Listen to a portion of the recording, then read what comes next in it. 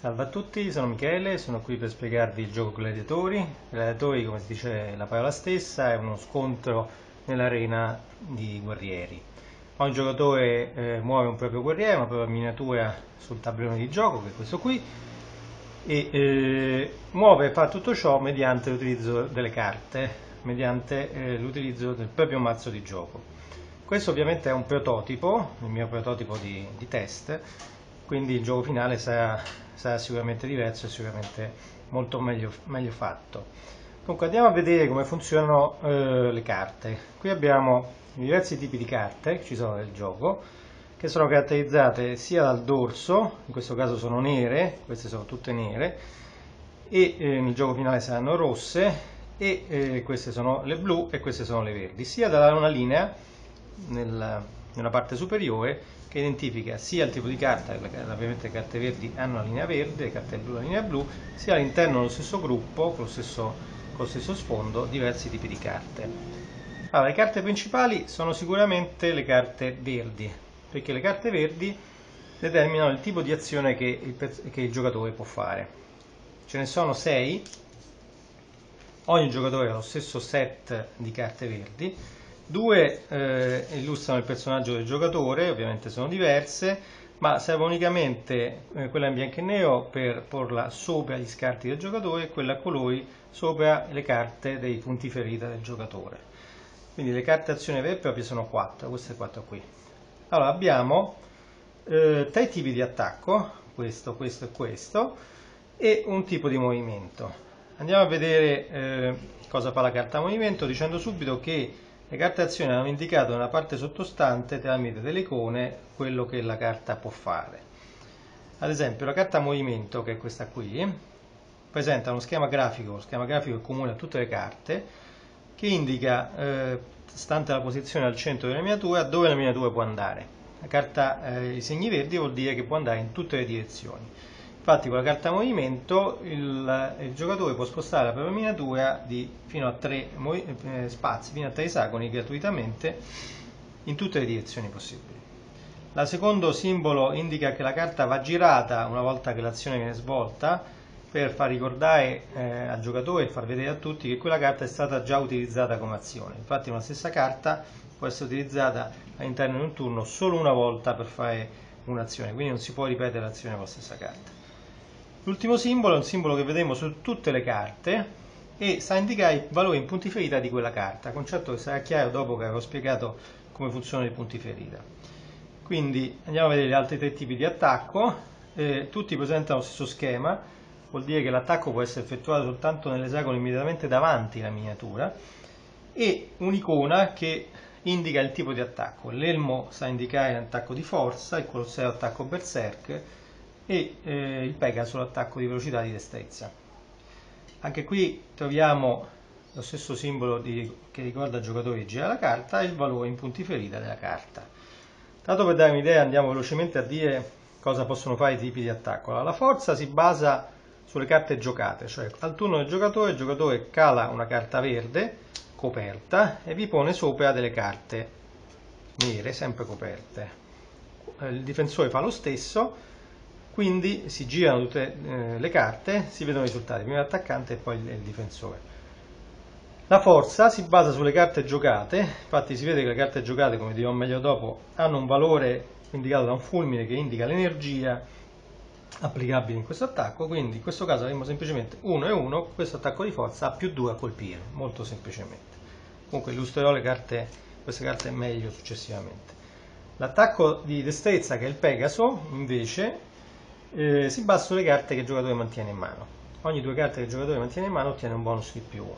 Quindi c'è la contrapposizione tra forza e destrezza: quando mantieni le carte sei molto veloce, quando le giochi in forza diventi più lento, quindi simula quello che avviene in realtà. L'attacco Berserk, il Colosseo, si basa invece su un altro tipo di valore, che è il Blood, che rappresenta la tenacia del personaggio, e utilizza questo tipo di punti, che cosa che capiamo meglio quando vediamo la scheda del personaggio. Le stesse carte azione, qui introduciamo un concetto chiave nel gioco, hanno uno schemino in alto sulla destra. Questo indica la reazione della carta. perché al turno, durante il proprio round, puoi fare un'unica azione, ma puoi fare teoricamente infinite reazioni. Le reazioni si fanno quando gli altri ti attaccano, quindi sono le difese. Quindi puoi fare una sola azione offensiva, ma tante azioni difensive, reazioni si chiamano, quanti attacchi subisci.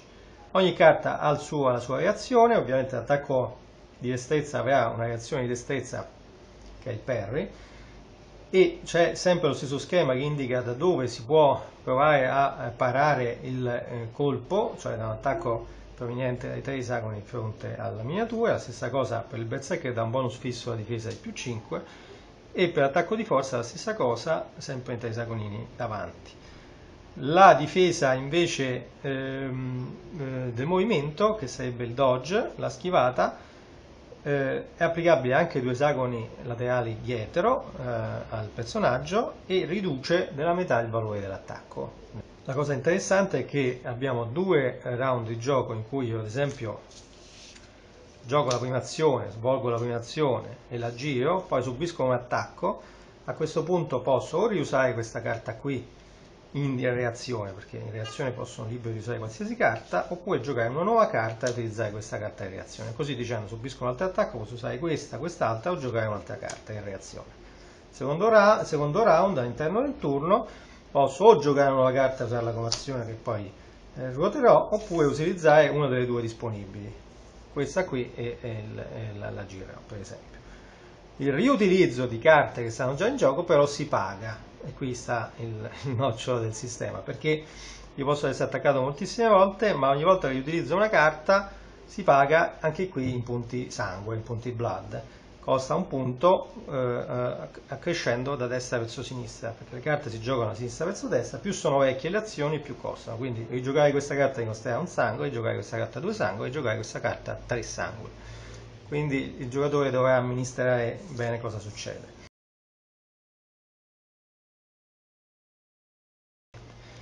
Allora, abbiamo le carte con la linea viola. Le carte con la linea viola mostrano questi simboli che poi sono comuni un po' a tutte le carte. Questo simbolo in denaro, 2 soldi, sta a indicare che questa carta costa 2 soldi, perché quando si gioca a gladiatori si possono utilizzare o i personaggi poi generati o dei personaggi creati appositamente, che è anche poi un po' la parte più bella e che trovo più interessante nel gioco. Ogni giocatore ha un ammontare di denaro che deve spendere per comprare tutti i vari componenti, sia le carte, sia le abilità e via dicendo. Quindi avere questa carta costerebbe 2 soldi, che tenete presente che un giocatore ha 55 soldi nel proprio budget. Anche i personaggi poi generati sono stati creati allo stesso modo, quindi anche loro sono bilanciati per il fatto di avere un tot ammontare di soldi. Quindi questa carta costa 2 soldi e mettiamola qui così si vede meglio. Questa carta costa 2 soldi, fornisce un'energia quando viene giocata sul tavolo, quindi per un attacco di forza, e 2 punti ferita. Quindi ad esempio io gioco questa combinazione di carte, il difensore fa lo stesso, poi l'attaccante rivela, io ho svolto un attacco di forza e aggiungo un +1, quindi il mio attacco ha +1 a colpire. Andiamo a vedere la seconda carta. Questa carta è più economica, costa la metà, costa solo 1 soldo, ma dà 0 energie e solo 1 punto ferita. Anche questa carta ha la sua utilità, perché innanzitutto può essere tenuta in mano e quindi avere un valore di destrezza, fornire quindi il suo valore in tal senso, sia quando viene giocata, come vedremo poi, quando un giocatore riesce a colpire l'avversario, i danni sono, il numero di danni provocati dipendono dal numero di carte giocate, perché sono pari sempre a 1, che è il minimo, diciamo, più un danno ogni 2 carte giocate. Quindi in questo caso l'approssimazione si fa per eccesso, aver giocato questa carta da 0 mi fornirebbe un danno base più un altro danno, quindi anche le carte da 0 hanno la loro importanza, sia come destrezza, sia come punti ferita, sia per fare i danni. Ovviamente costano la metà perché non forniscono l'energia quando si attacca come forza. L'altro tipo di carte sono queste gialle, ce ne sono 8 tipi diversi e sono le mosse speciali. Per esempio mettiamone qui qualcuna, sono le mosse speciali. Queste forniscono una grande varietà di bonus, di caratteristiche. Ogni giocatore le deve comprare, come vedete anche queste hanno un costo, quindi sia i personaggi poi generati sia i personaggi creati dai giocatori non avranno tutte queste mosse, ma solo alcune, perché costano. Ad esempio vediamo questa mossa qui, questa è lo sweep, cioè la spazzata. il costo costa 2 soldi, fornisce 3 punti ferita e questo c'è su tutte le carte. 1 vuol dire che la carta Special Move 1 serve a indicarla, a trovarla più facilmente. Questa icona rappresenta l'icona della spazzata. Poi abbiamo 2 altre icone. Questa indica cosa fa la carta, questa permette di colpire 3 bersagli invece di 1. E queste in piccolino sono le restrizioni, perché ovviamente per poter fare delle mosse speciali il personaggio deve avere una certa libertà, diciamo così. Questo vuol dire che si può utilizzare solo con un attacco, non in difesa come ovvio, non si può utilizzare con l'armi da lancio e il personaggio non deve essere bloccato in una rete, perché sennò non potrebbe farlo. Insomma, sono cose abbastanza ovvie, ma vengono ricordate da questa simbologia. In ultimo, questo simbolo che si può ritrovare su diverse carte indica che il personaggio quando fa questa mossa prende un cubetto bianco. Il cubetto bianco sta a indicare uno sbilanciamento del personaggio, quando ne ha 2 casca per terra. Dunque, quindi abbiamo spiegato molto rapidamente ovviamente le carte speciali. Infine abbiamo questa carta qui che si gioca un po' diversamente da quella a bordo nero, perché questa è la finta, costa 4 soldi, molto costosa, dà 3 punti ferita, questo è il simbolo della finta. Questa carta si può giocare dopo la risoluzione del combattimento per dimostrare che io ho fatto una finta, cioè ho fatto una finta, il difensore magari ci è cascato, quindi ha utilizzato energia, ha utilizzato abilità, ha speso, si è affaticato. Io in realtà è soltanto una mossa finta, quindi riprendo in mano le carte che ho giocato come se non avessi giocate. Quindi una carta molto utile, però anche molto costosa.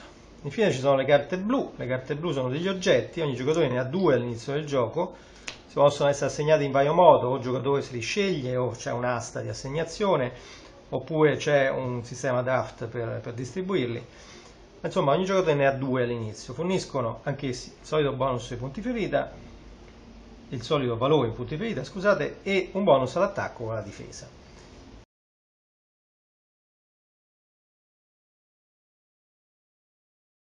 Andiamo adesso a introdurre l'altro concetto fondamentale del gioco, che sono i punti ferita. I punti ferita funzionano così: all'inizio, come ho già detto all'inizio, ogni giocatore ha queste 2 carte. Qui ci finiscono gli scarti, ovviamente le carte giocate, tutte le carte giocate finiscono negli scarti, e qui invece finiscono le carte dei punti ferita. Ogni giocatore all'inizio di ogni turno di gioco, quindi può cambiarla come vuole, può scegliere se mettere delle carte e quante carte qui sotto, qualsiasi tipo di carte. Quindi per esempio, se queste sono le mie carte, io posso scegliere di posizionarne 2 qua sotto e le altre tengo in mano per giocarle. 2 qua sotto vuol dire che io ho un punto ferita, perché il punteggio base è un punto ferita, più 4. Quindi il mio personaggio in questo turno ha 5 punti ferita. Quindi ogni giocatore deve durante il gioco, ad ogni turno, decidere se avere più potere in mano, più energia, più capacità, più mosse, oppure più punti ferita, o una mediazione delle 2. Questa è una delle scelte più difficili che ci sono durante il gioco.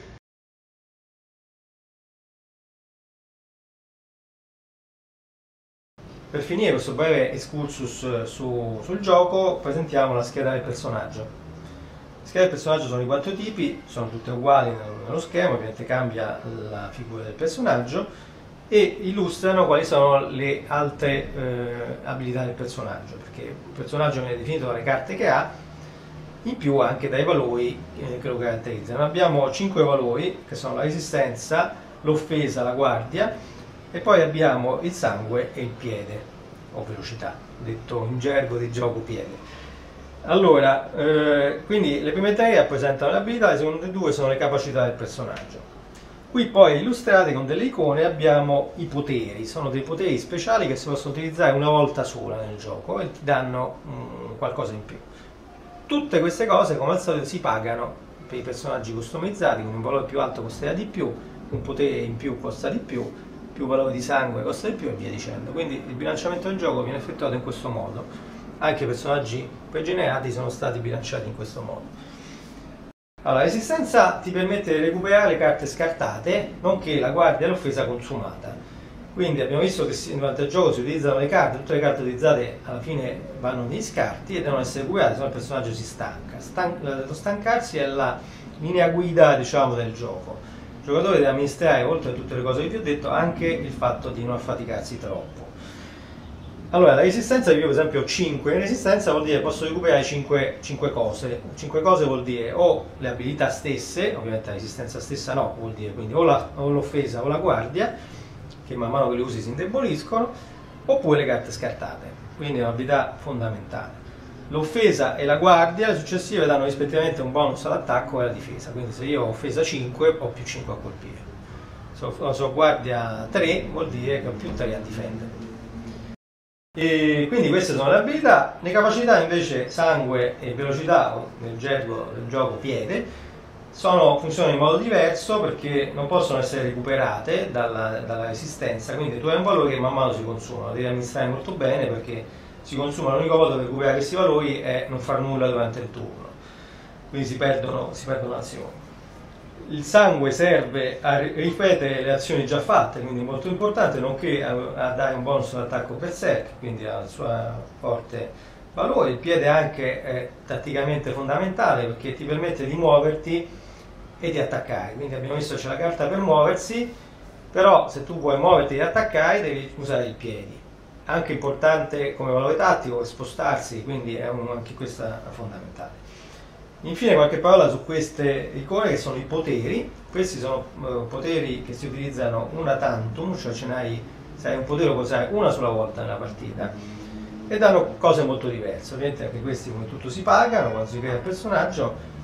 Per dirne una, il potere numero 5 che è ferite profonde, permette di toglierti un bonus al tuo attacco e avere un bonus al danno. Il potere 8 che è ritardo ti permette di cambiare il turno di gioco, tanto per dirne qualcosa.